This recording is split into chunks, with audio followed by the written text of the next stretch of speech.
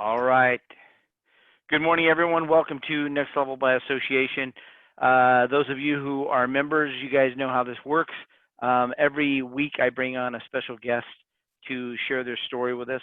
This started as a monthly dinner that I host privately in Orange County, California for the last 10 years. However, because of this whole thing, it's worked out well because we've been doing virtual for over a year now, and now we get to do virtual once a week. So it's working out really, really well for people to be able to participate. So we're really excited because this week is a good friend, somebody who I got to know about 6 years ago, and heard his story and just blew me away when I met him.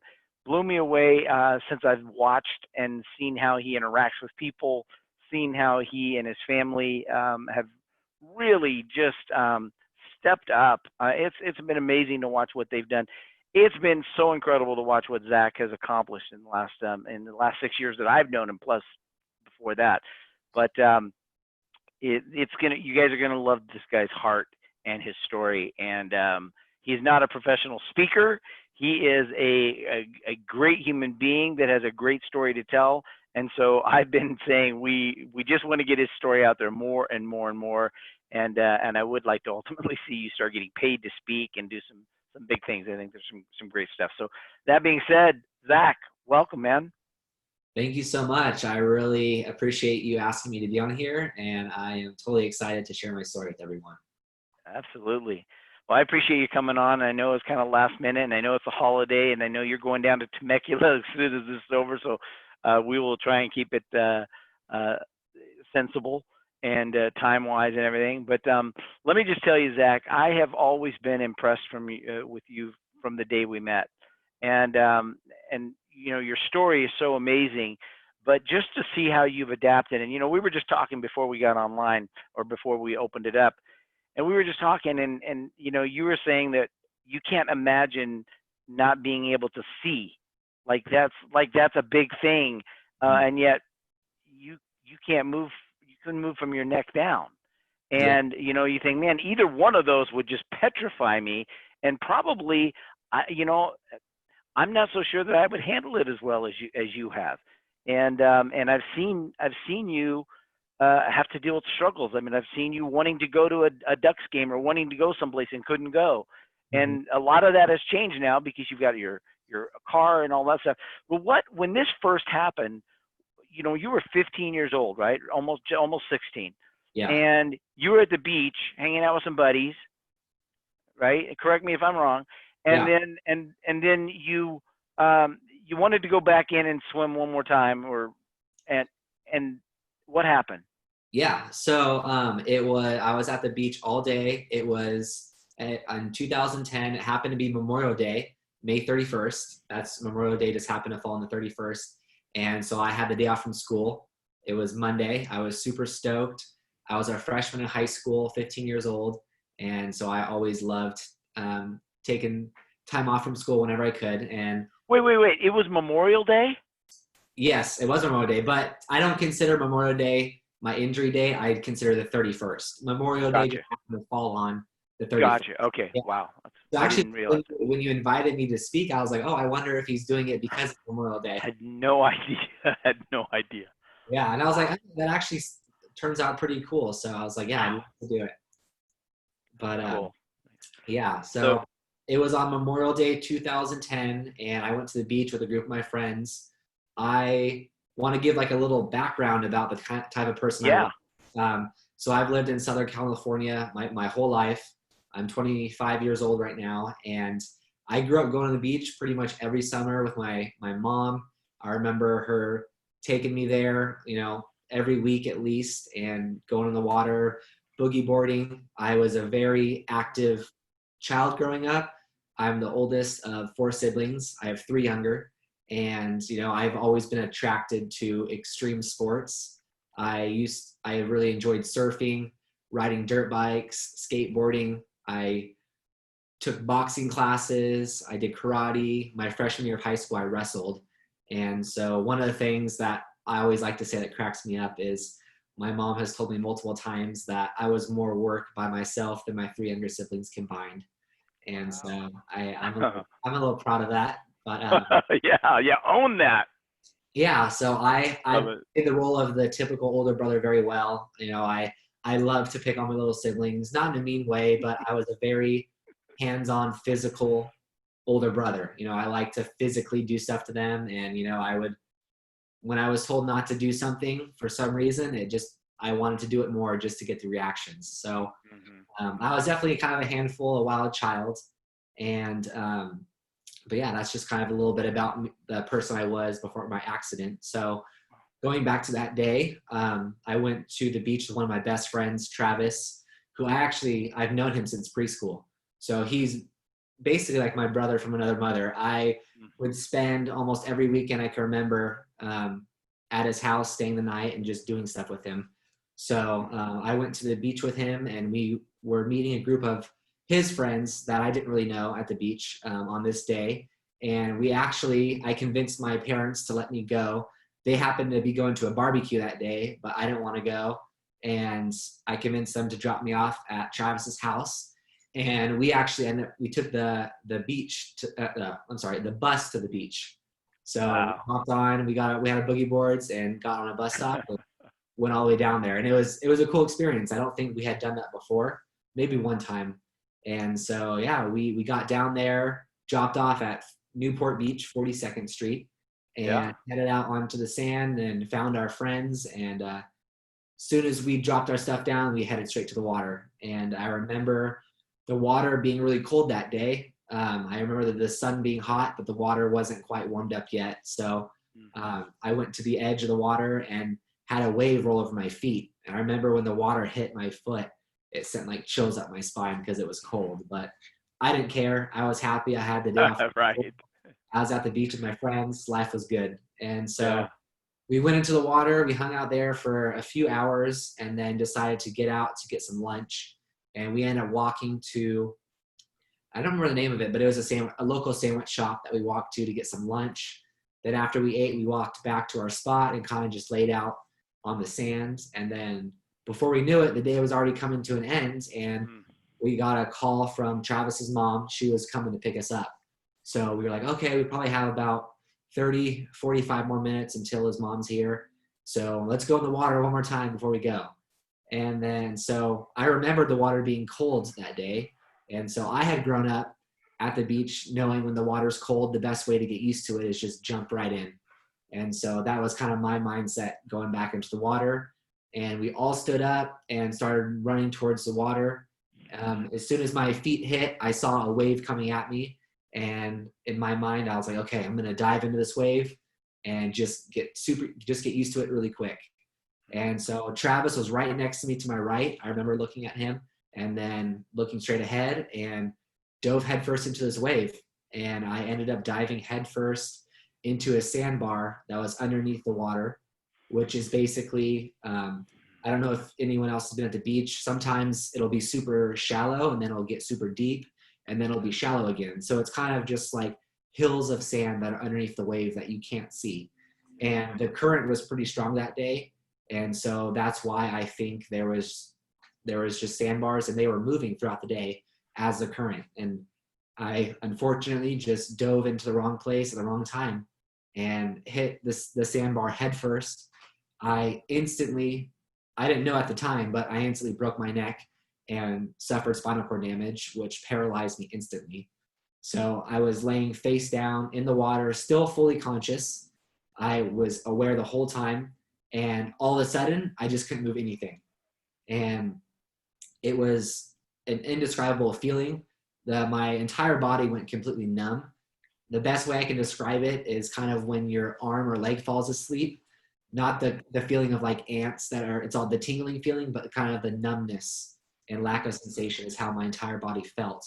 And so no pain. A lot of people ask me, wow, that must have hurt, but I felt nothing. And Wow. so I'm laying there face down in the water, thinking about what just happened. Like I knew something horrible had happened. I just got this weird feeling, and but I didn't realize that I was paralyzed. And one thing that I didn't mention before is my dad had a talk with me when he drove me to Travis's house, telling me to be careful about diving and neck injuries, and that I could break my neck.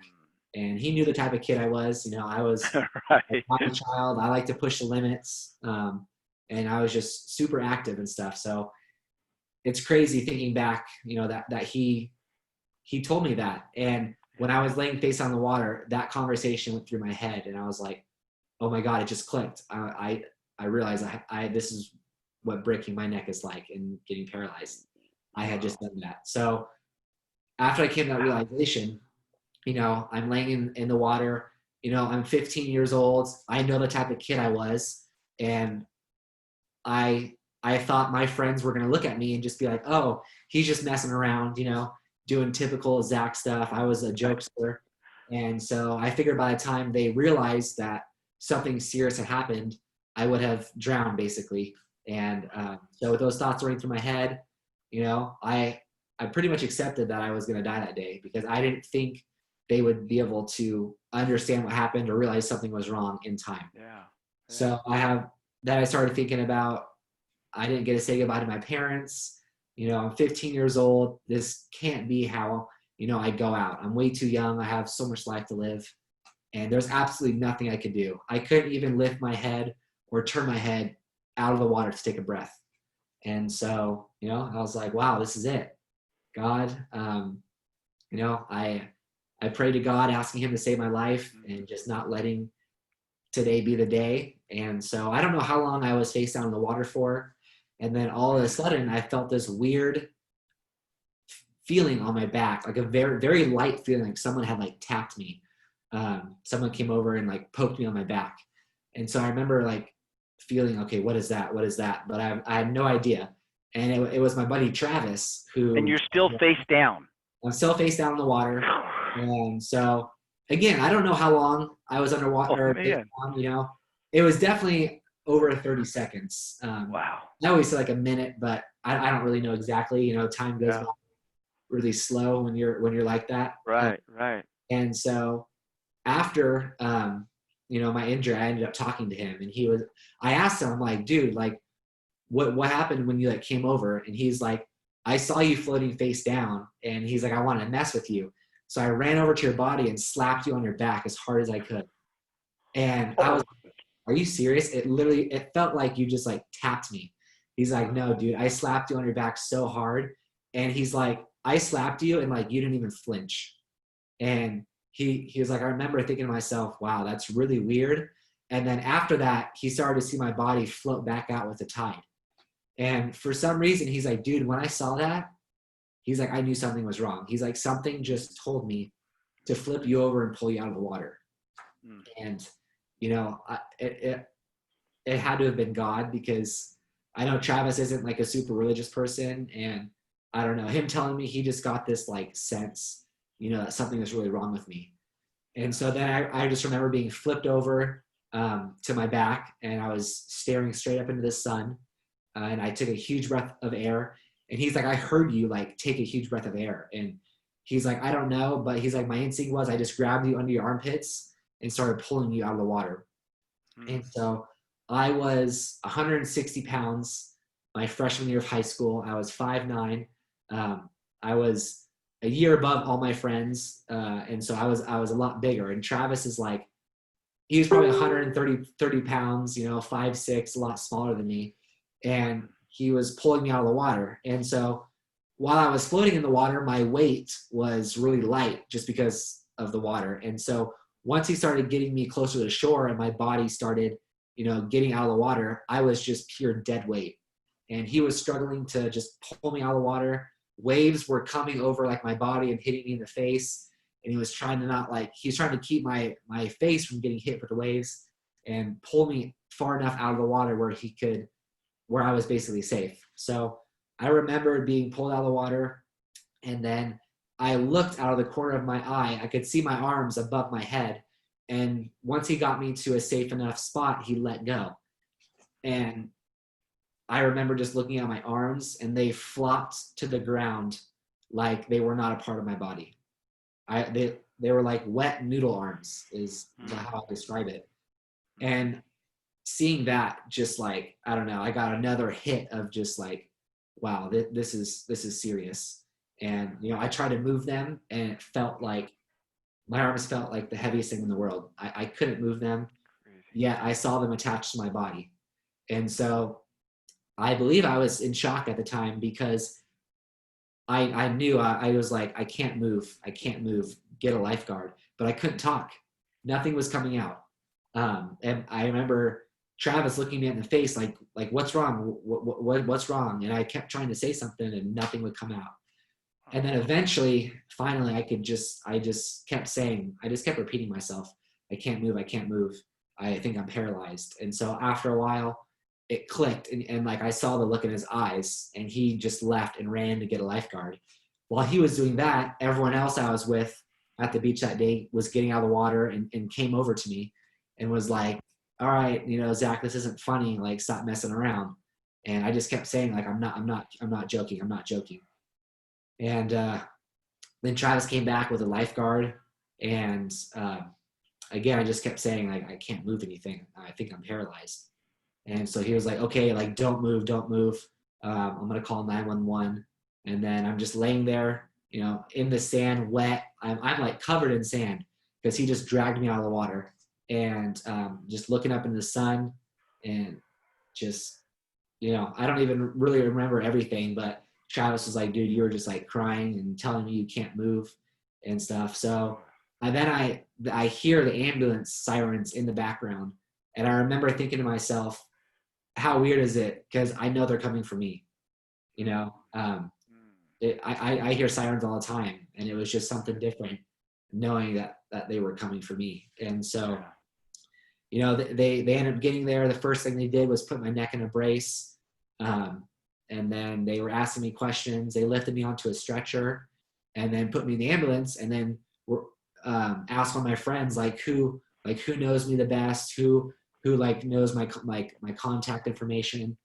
And so Travis was like, I do. And they're like, all right, jump in. You're coming with us to the hospital. And, Travis is a year younger than me, so he's probably 14. And Wow. I can imagine like the thoughts going through his head, and so he's in the ambulance with me. They're putting like oxygen over my face. They're sticking a needle in my arm for an IV. They're telling him everything that they're doing while they're doing it to me. And he's just like, oh my gosh, like this is just insane. So he's trying to call my parents, get a hold of them. They're at this barbecue right now. And my brother Levi, it was one of his really good friends' houses. And so Levi wasn't there. And so Levi's friend kept asking my parents, hey, can you call Levi? Is he going to be here? In the meantime, my mom had her phone in her purse. Travis has been trying to call her and she's not answering. So she goes over to her phone to call Levi and sees like all these missed calls and a voicemail from Travis. And she listens to it, and basically he's like, Amber, Zach was in an accident and we're on the way to the hospital. Call me back now. So then she hears that, then just starts trying to call Travis, finally gets through to him, and she's like, Travis, what's wrong? And I talked to my mom later about this, and she was like, in her head, knowing me, she thought I'd just like maybe cut myself really bad. I had to go get like stitches, or, I got hurt pretty bad, but nothing compared to what really had happened. Yeah. So she's like, Travis, okay, like what's wrong? And this part always like gets me emotional. But she was like, Travis was like, Amber, Zach's not moving. And so, yeah, I don't know. That always just, I can't imagine like what my mom, like what the thoughts that were going through my mom's head were at that time. Telling, so my friend telling her son just wasn't moving. Wow. And so then they left from that barbecue and headed straight to the hospital. I go straight to the hospital. And because I was 15 at the time, they took me to Hogue. And this part, I don't remember everything exactly. I do know my parents got there, and I actually was then transported with a broken neck still from Hogue Hospital to Chalk. And that's where I laid there for a few days, because I guess when I broke my neck, the swelling was really bad and the doctors couldn't do surgery. And they also didn't want to do surgery with my neck being swollen because of the spinal cord and how sensitive that is. They just didn't want to risk, possibly making my situation worse.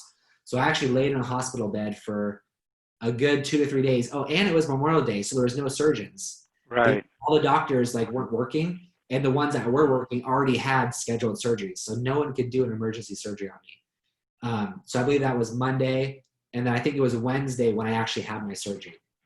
And Man. that could be a whole other story. Like I'm always wondering, like I wonder if they did surgery on me, then if I would have gotten more function back than I did. I learned after that a lot, like they should have just put me in ice. They should have just like put my body in ice so that forced the swelling to go down, but it's okay.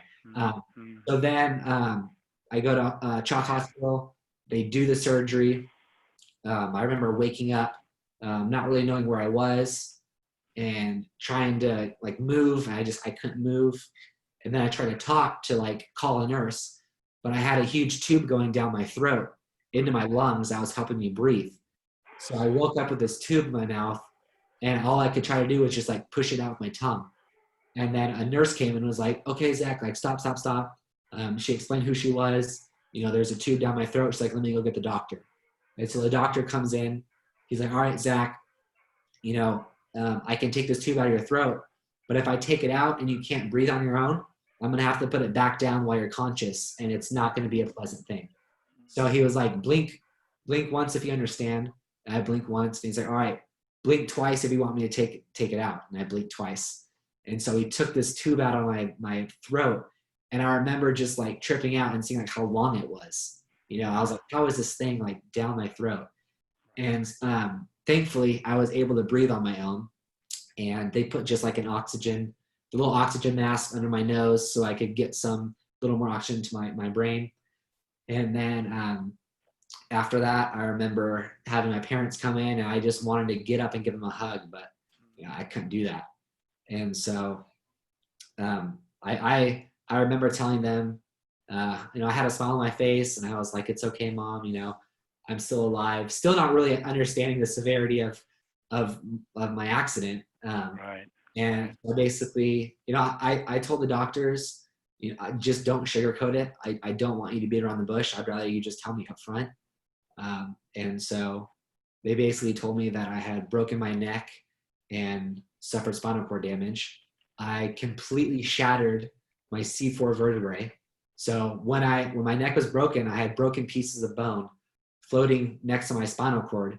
And in hindsight, if I moved my neck at that time, any twist or turn could have like made me way worse off.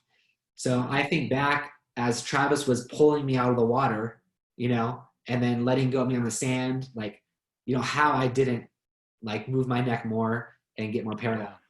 Because I read a book about another guy who broke his neck at Huntington Beach doing the exact same thing. And as he was getting pulled out of the water, his head was just like cranking back and forth. He said he could hear like broken bones and like all these and he would get sharp pains going up his body. And he ended up not being able to move anything below his neck. And his book is just amazing. So it made me think about that. And so they did the surgery on my neck. They pulled out all the broken pieces of bone. They replaced it with a donor bone that the doctor ended up said fit perfectly. The surgery went well, and so he was like, yeah, you most likely, I can't remember word for word, but basically they're like, you suffered a spinal cord injury. Obviously I'm like, okay, well, am I going to get better? Am I going to walk again? And they're like, you walking again is probably less than a 1% chance. And wow. I remember being told all that information and still kind of being like, no, like that's not going to be me. And that summer I had planned to fly out to New Mexico to visit one of my best friends, Dylan, who I had grown up with. I grew up with him in elementary school, and in middle school, he moved to New Mexico. His parents were divorced, and he went to go live with his dad. And I was devastated because Dylan was one of my best friends, and he was also my gaming buddy. I love to play video games. I had like my active friend group because I love active, but I also love to stay home and play video games. So he was my gamer buddy, and I had bought a plane ticket that summer to go fly out and visit him. So when the doctors told me this information, in my head I was like, well, I'll be ready by then. That's a few weeks away, and then the few weeks went by and I wasn't better. And then I was like, all right, well, I guess I'll just postpone it. I'll eventually get out there. And slowly over time, all these things that I kind of told myself I would be able to do, I just had to cancel it. And slowly over time, I think I accepted the reality of my situation. And I think that's one of the big reasons why I didn't really get depressed because of my accident, is it slowly settled in over time instead of just hitting me all at once. And so after the hospital, I got transferred to a rehabilitation center in Pomona called Casa Colina.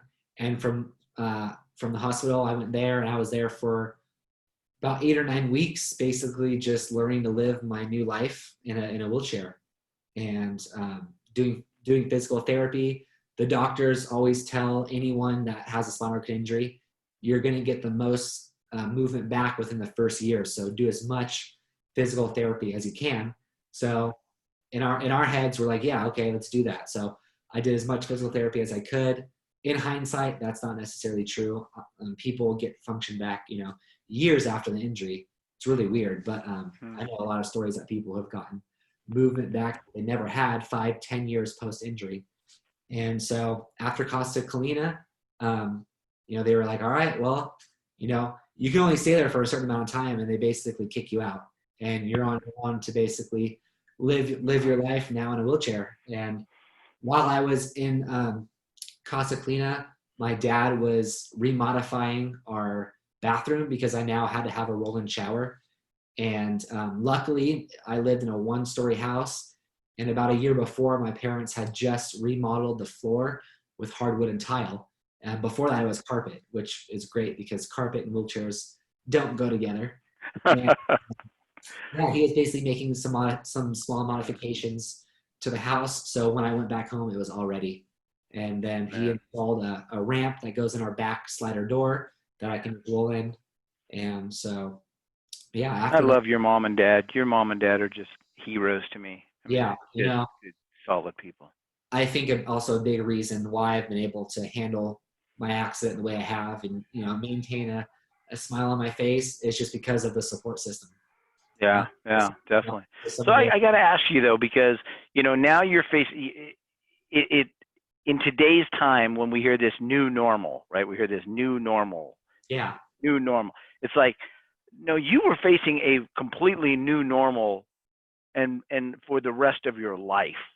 Yeah. When did that sink in that this was going to be a permanent situation? And then obviously you've made some vast improvements since that time. So we'll talk about those too. But the fact that at some point you said you came to kind of just realize and accept that this was what it was going to be. But at some point you made a decision to no longer accept that.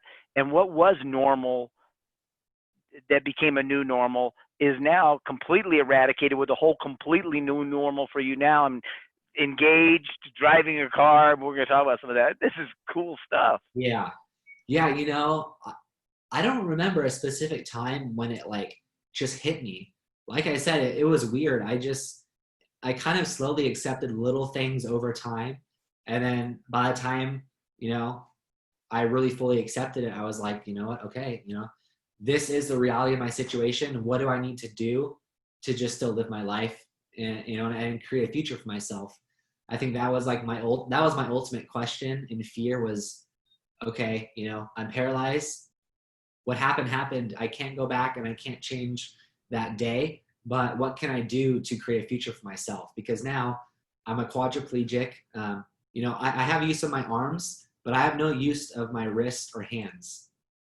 So I can't do a lot of things anymore. I need a lot of help with my care, getting dressed, getting up, and a lot of other things. And so, yeah, let's talk about that because you put a video out on YouTube that blew me away with your mom helping you get out of bed, get ready for the day, shower, the whole bit. Dude, I watched that and I had to shut it off. I mean, I don't think I ever told you this. I watched it, and as I was watching, I'm like, I can't even imagine. And I shut it off, and I said, I need to watch this. I Yeah. need to know how really tough it is. And I've watched it several times since then. Dude, it blows me away. Yeah. And so my reason for doing that was, and this, I made this video probably like 2 or 3 years ago. So it was like 7 years after my accident. And I had realized that whenever I go to school or I go out and interact with people, they already see me up and ready and dressed for the day. They have no idea what goes into getting me ready and dressed for the day. And so I wanted to record a raw video of me getting up, how I get showered, how I get dressed, how I get transferred. And I want it to be like as real as possible. And, I showed, obviously I can't show myself naked showering, but I'm pretty much naked, and it shows my mom showering me, shows my mom getting me dressed. And, I just wanted people to know, this is what goes on behind the scenes that no one else sees or knows about. Yeah. And so, I'm yeah, going to post a link to that video in this so people can go back and watch that as well. But yeah, yeah, so go on. Yeah, I mean, when you did that, I'm like, wow, this is like gut wrenching. And yet when you explained why you did it, I'm like, that is so cool. Um, Such vulnerability. I mean, yeah. what's the thing that you missed the most shortly after the accident? What's the thing that you missed the most? Oh, 100%. Just independence. I was a very independent person growing up. My parents would always joke with me and would say, Zach, you're gonna have your bags packed by the front door, ready to move out the day of your 18th birthday. And so I was a really independent person. I loved doing stuff on my own. I didn't like asking for help. I like to just figure it out. And so, breaking my neck took that away 100%. When I was first injured, I couldn't do anything on my own. I couldn't even raise my hand to my face to itch my nose. And so that was probably the hardest thing for me, was just having my independence taken away. Yeah. And that's still my biggest goal every day, is just to be as independent as I can. Well, I don't think I've ever shared this with you. I thought about it a couple of months back, but remember, guys, when you guys came into my house first time on the beach? Yeah. And so I have these at my house. I have this deck that is right on the sand in Newport Beach, and so but there was a couple of steps to get up there, and so I remember getting everyone being there and hanging out. Well, the wind caught this umbrella and smacked me in the head, and I mean literally gave me a concussion. I was just like dazed, Did and I you have remember sitting down, and everyone's like, "You okay? You okay?" And I'm like, and I remember thinking, this ain't nothing compared to what Zach's dealing with, so just shut up. Oh my I just gosh. didn't, and so I just sat there going, oh man, I felt terrible, but I was like, I cannot even fathom me giving any attention to this when Zach's sitting there. So uh, That, again, it's that way that you're encouraging people without even having to say anything. You're just being that living testimony of survival. Your key word, I still remember your key word. Your key word is persevere. yeah. Yeah. That's like my word I live by: persevere, perseverance. I have it tattooed on my arm. And so, So cool. that's just like a word I try to live my life by. And to me, it just means, just keep moving forward. I can't go back and change what happened to me, but I can control what's ahead of me. And Yeah. so, that just means, keep moving forward, and don't give up. And Yeah. so, And independence, yeah, getting independence. I mean, we talked about it. To accept the fact that you may never drive again or walk again or anything else, and then all of a sudden to be in a car and being able to drive yourself. And you said the other day you decided you were going to go to the store or something, and I'm going to go do it by myself, and just went. yeah, That's got to be an amazing feeling that most of us just take so much for granted. What yeah. was that first time you got behind the wheel by yourself? What was that like? So, when I realized that the possibility of me being able to drive was actually something that could happen, I was just like blown away and super excited. Then when I got behind the car for the first time, I was terrified. I was like, I don't know if I can do this, because, I imagine, I even look at myself and I'm like, I don't have any use of my hands or my wrists. I'm in a wheelchair. Like, how am I going to drive? And I imagine like people looking at me and like, oh my gosh, like I'm going to stay away from this guy. But, it was scary at first. Yeah. And, but I knew that what it was going to give me was just going to absolutely outweigh any fear I had and of doing it. It was going to open doors for me that, I never thought would be able to be opened. It's going to give me, like, I think driving is the biggest thing that will give me the most independence I'll ever have. Just being able to now drive myself to school, to work, to run errands, up until now, at the end of this month, the 31st will be 10 years. I've had to have someone drive me everywhere I want to go up until then. I have to rely on people, not that it's a bad thing, but, it's always fun having to rely on someone to pick Well, me I remember some of the posts that you made on Facebook, like when you were wanting to go to a concert or you were wanting to go to a Ducks game, because I know you're a huge I Ducks couldn't fan. go because And you couldn't, and couldn't find someone with me. I couldn't find someone who'd want to buy a ticket. So, there's multiple times when I'd be like, okay, I'll buy your ticket and I'll buy mine if you just drive me, Right. So yeah, that was really hard for me. That was man. It was. I got to tell you, it was tough to read because it was just like I'm not able to go that night or whatever, and I was like, but dude, oh man, it was just so painful to know that you were wanting to go so bad and you were so dependent on somebody else. I want to bring up this fact because you've gone back to the ocean. And you went back and you were on a boogie board, right? On a surfboard or something. Yeah, I did adaptive surfing. Loved it.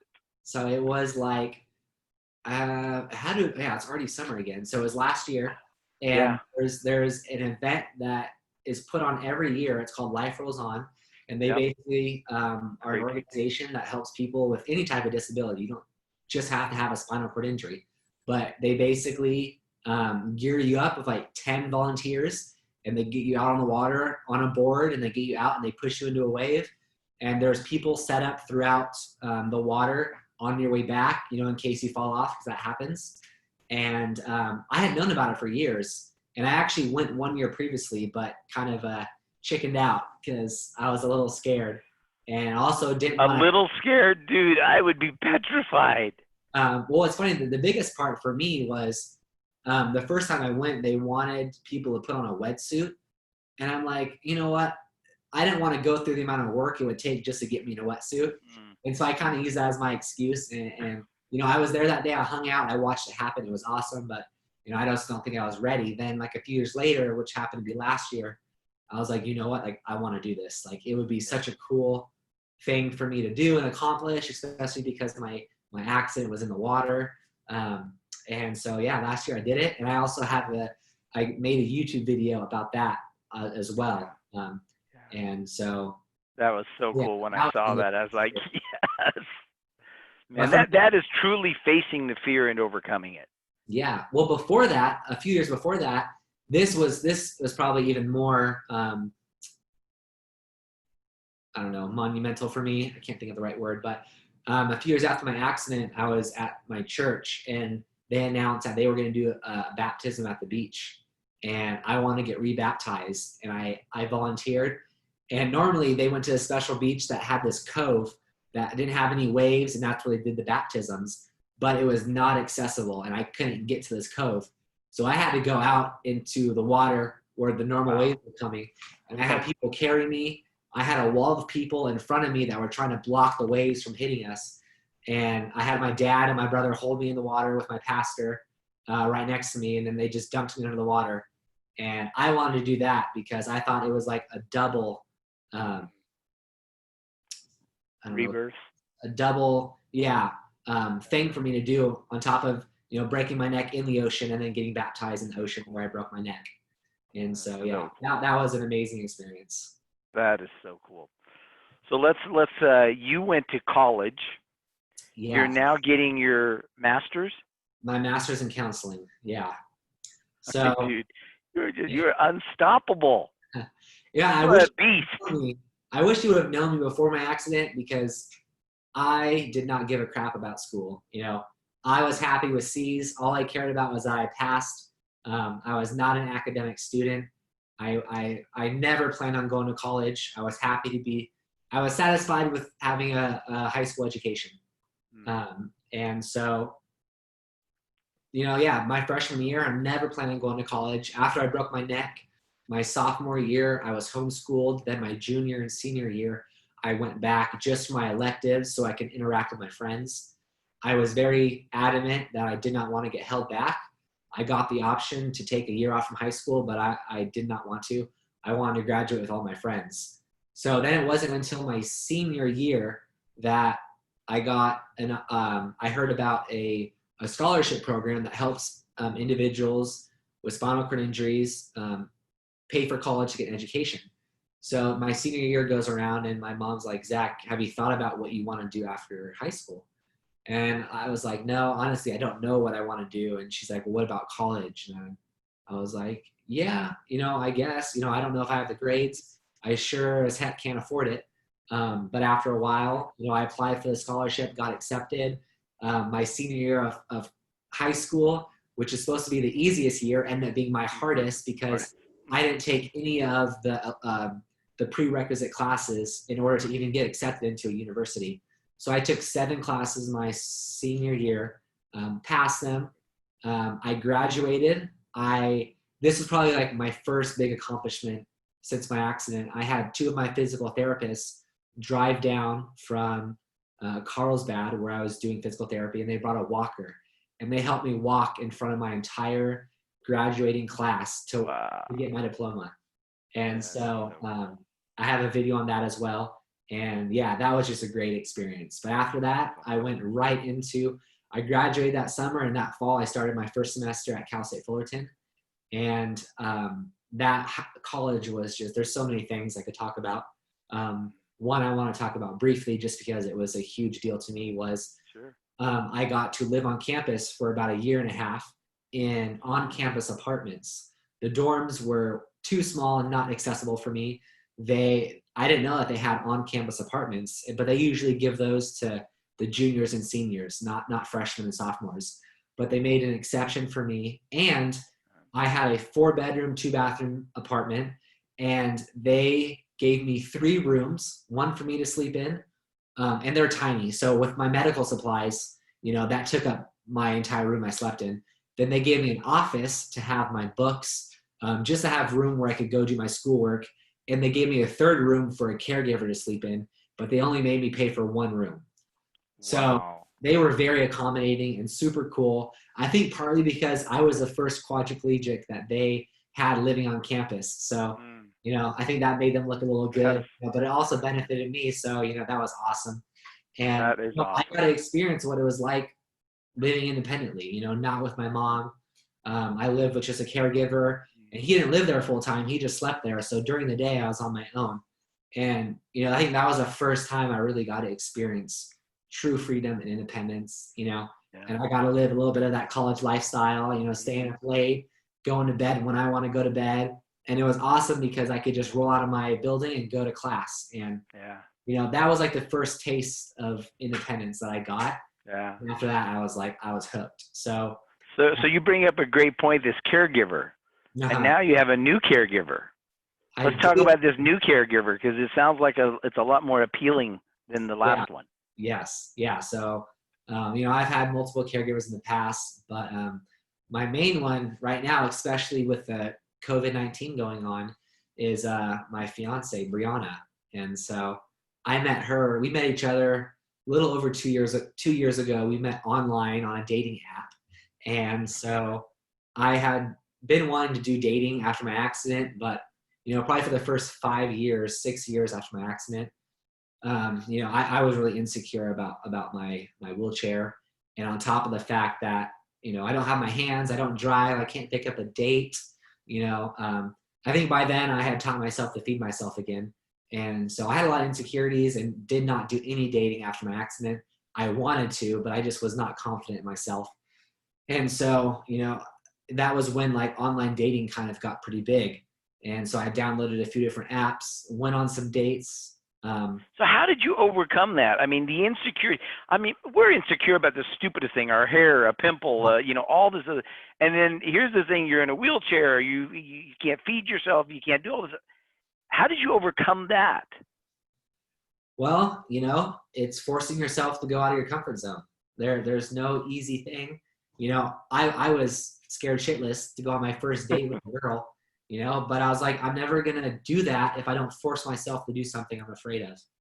And so, yeah, I can't tell you how fast my heart was beating the first day I went on, and, I made sure, like in all my profile pictures, I showed my wheelchair because I wanted people to know.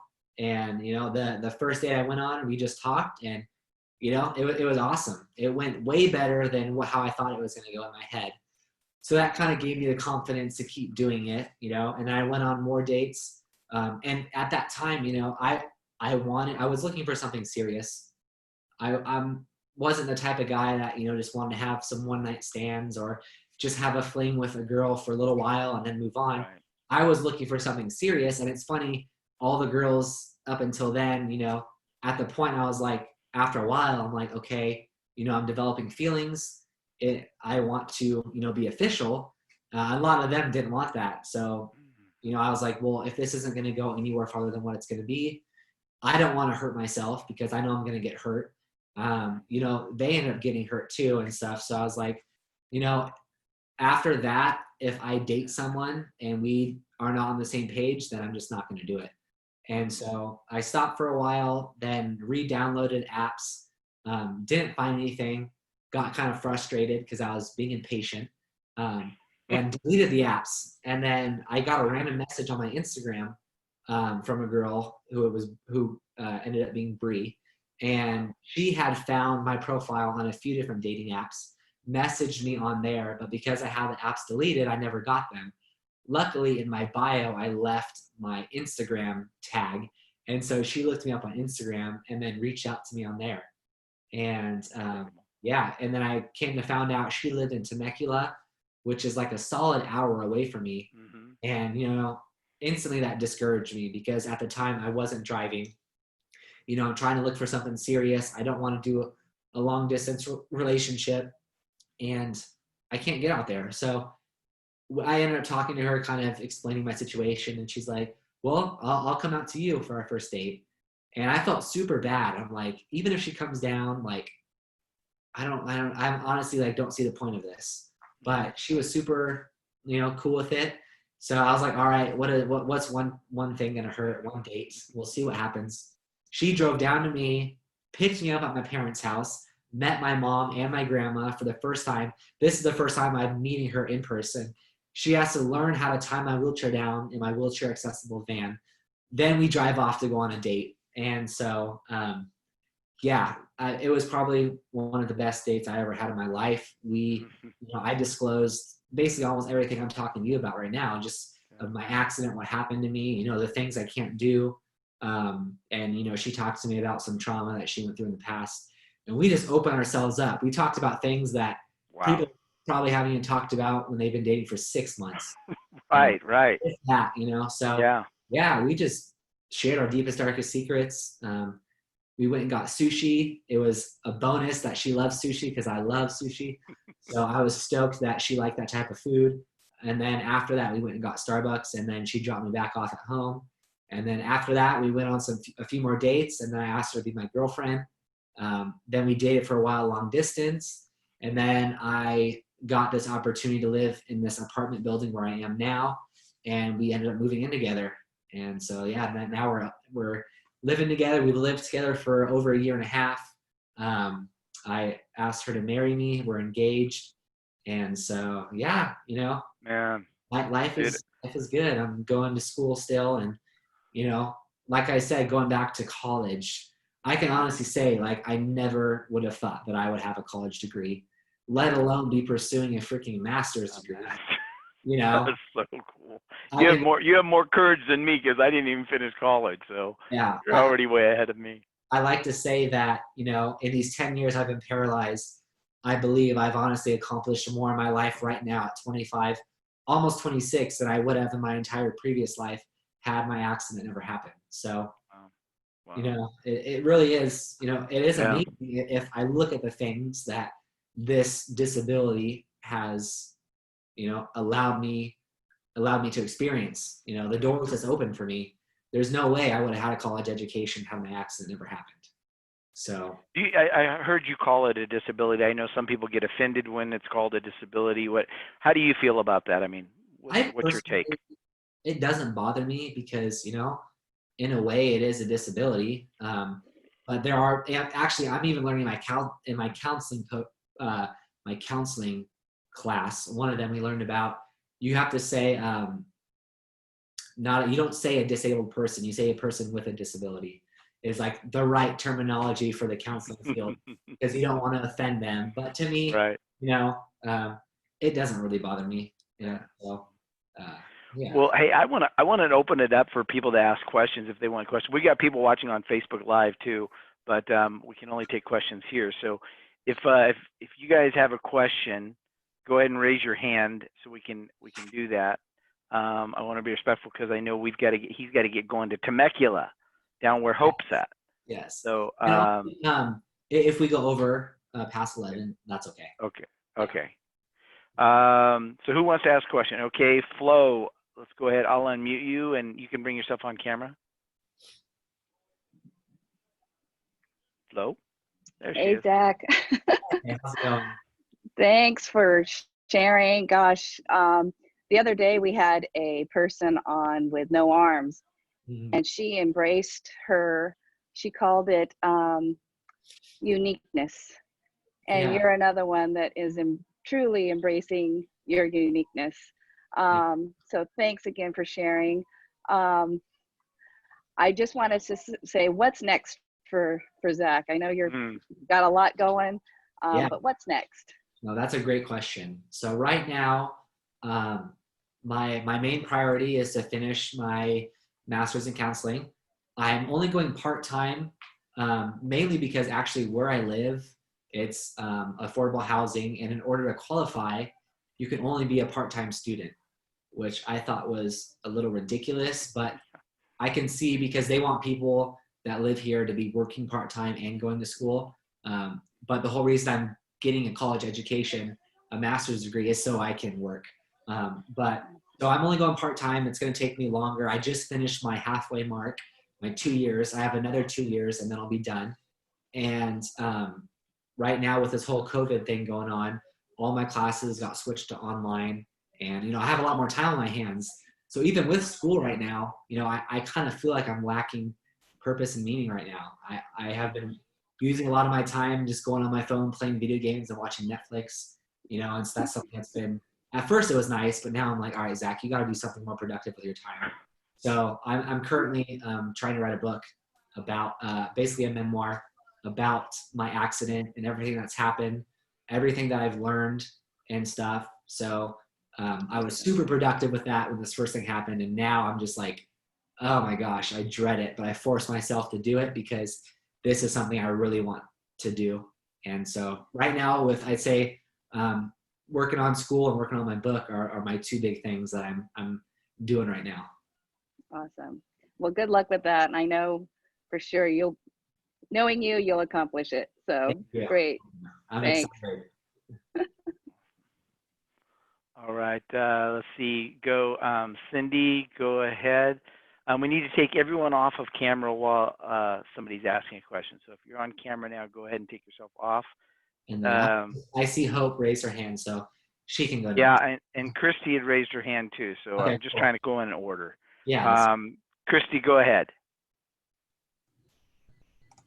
Okay. Hi, Zach. There you are. Hi. Thank you for sharing your story. Really powerful. And I'm in California too, so Awesome. we're not far from each other.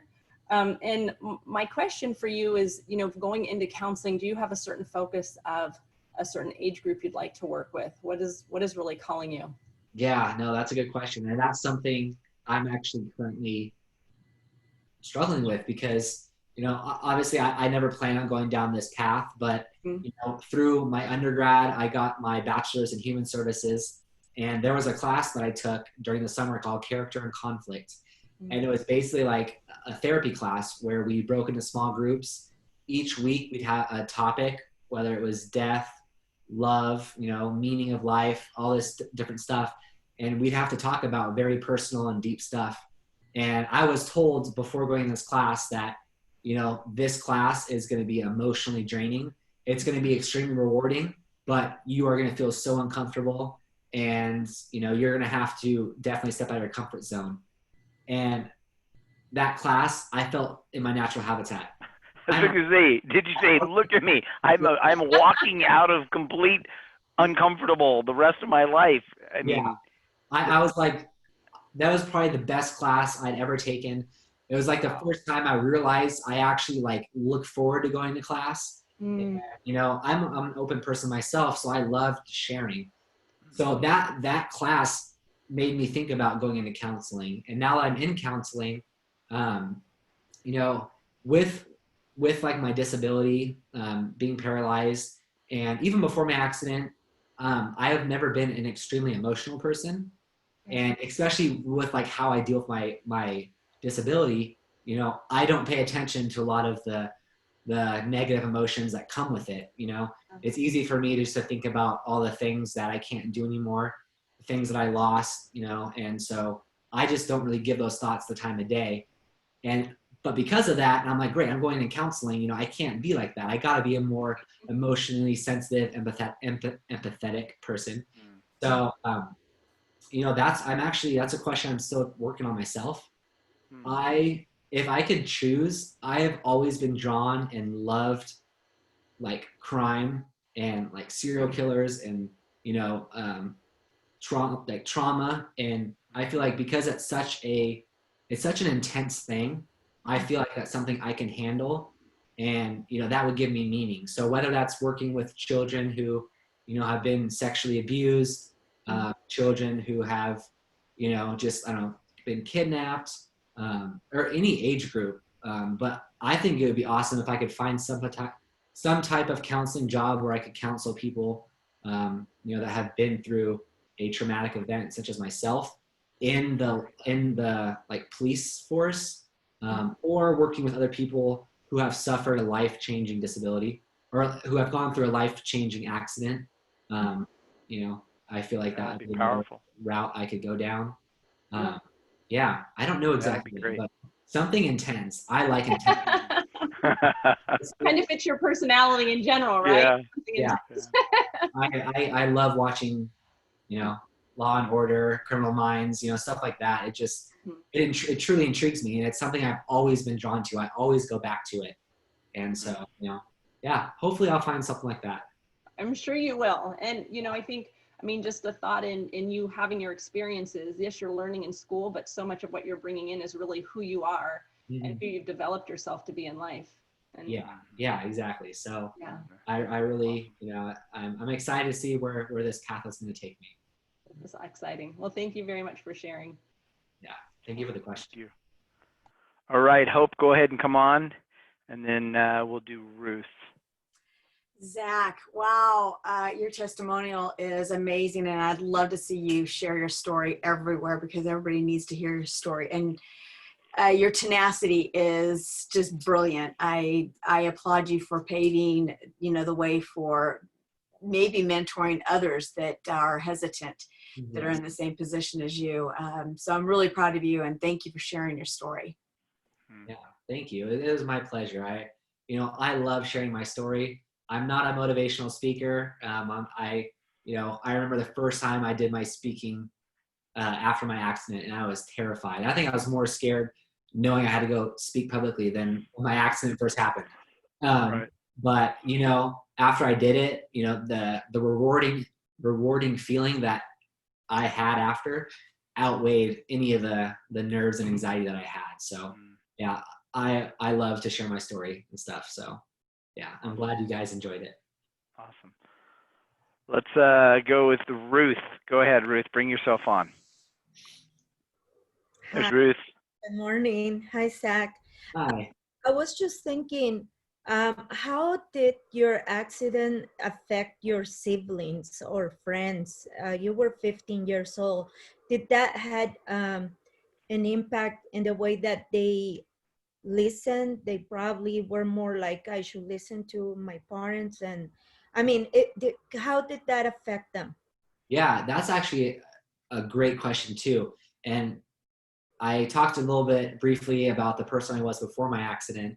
And so I did not have a good relationship with my siblings or my family, my parents really. You know, my siblings loved me, but they didn't really want to hang out with me a lot because I always liked to mess with them. And, you know, I was a teenager, I butted heads with my parents. And so we didn't have a horrible relationship, but it was definitely like the typical teenager older brother, you know, just causing trouble and making more work for my parents. So after my accident, my relationship with them did a complete 180. I am closer than I ever thought I could ever be with like my family, my siblings, and I'm so close with them. You know, the relationship that we have now is something I never thought I would have, and I couldn't imagine not having the relationship that I have with them now and how close I am with them. So, you know, that's definitely a huge positive thing that my injury has allowed to happen, is change the relationship that I have with my family. And as for my friends, that was really hard because, you know, it showed me who my true friends were, and, you know, who people that I thought were my friends. It also showed me there was a few friends that I kind of expected to kind of disappear, and other ones I thought would stay. And there were ones that I thought would leave that actually stuck around, and ones that I thought would stick around that disappeared. So it was really hard. High school was really hard for me just because it's such a social time, and I'm such a social person. I missed out like on a lot of things, and you know, yeah, like I said, and it's hard. It's a hard age for anyone, you know, beginning teenagers. You know, we're all selfish and really only care about ourselves. And so, you know, I think a lot of my friends did the best they could, but you know, it was definitely hard. But now the relationships that I've kept with my friends are extremely strong, and I am really grateful for that. Well, thanks for sharing, Zach. You are amazing, and I see the thing for a romantic movie. You know, Hey, girlfriend or fiance.